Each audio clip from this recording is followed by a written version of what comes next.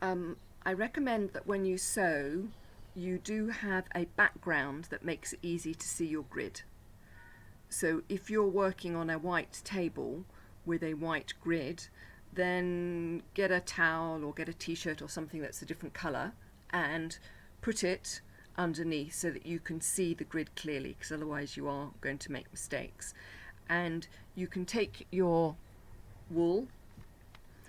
For the length of the wool, what I recommend is not quite an arm's length, and we're going to double it. So if I do that, just past the elbow is manageable. If you have it too long, it does get knotted much too easily.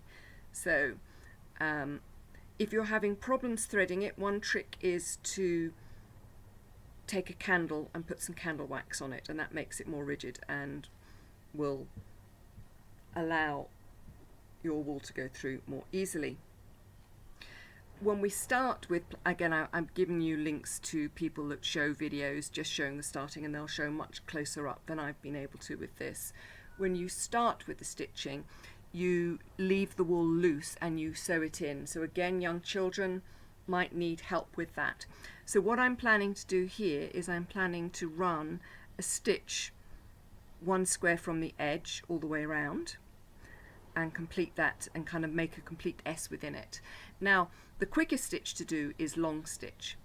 Now if you're doing long stitch, it's not actually quite so easy to make your threads disappear. So for young children, what I'm going to suggest is that you do a knot. It's not how you're supposed to do it, but I think realistically with young children finishing off, it's going to be much easier just to have a knot, and it'll stop them pulling the wool out.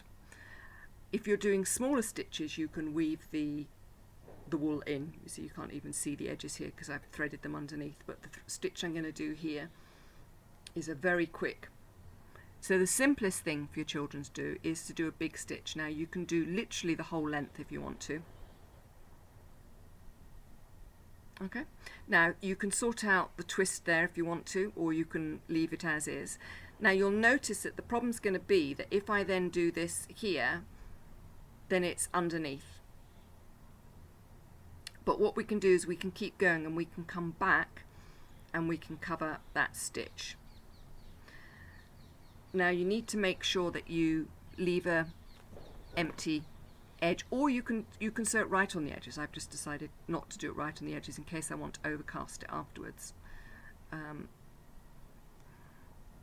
So basically we're kind of getting alternate stitches, and what I'm going to do is I'm going to make up for it by coming back and doing those stitches.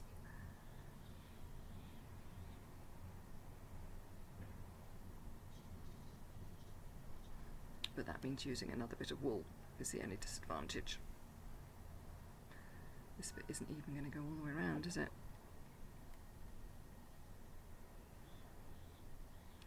So you can see that you can very quickly get an effect with the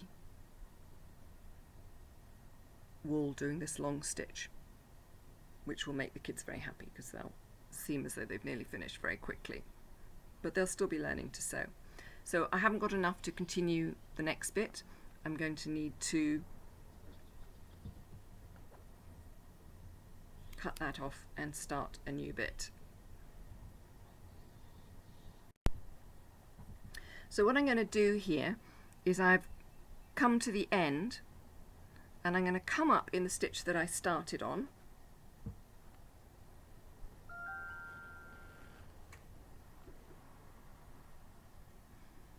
and now I'm going to go back and fill in the gaps. So I'm going to go into here,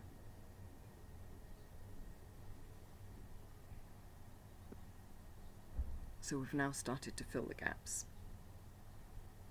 So this is your quickest way, not necessarily the best, but this is the quickest way to create your letters.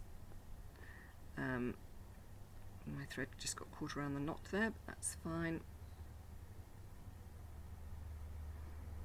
Try not to split the wool when you put your needle in through the same hole as an existing stitch. So it's almost like doing a back stitch this, but we're doing it one row then another rather than doing it all at the same time, which does make it quite a bit quicker. The only problem with these long stitches is you'll run out of wool very quickly, as you can see. Here we go.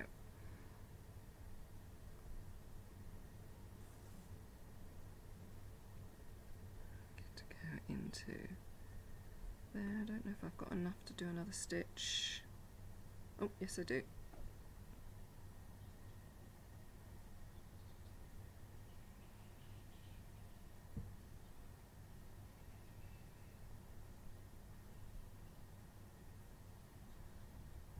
Okay, so I've nearly finished going around, and the last bit I would fill in there.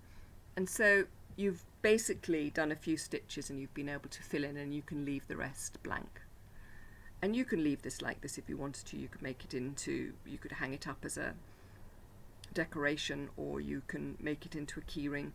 If you want to make the back look neat, what I suggest is cutting out the same shape in a bit of either a bag, one of these non-woven bags, or some felt or some craft foam or anything else, bit of old t-shirt if you've got an old t-shirt that you've cut up or something, and you can stick it on the back using fabric glue or using a hot glue gun, and then you can trim it down to shape afterwards and make it look neat.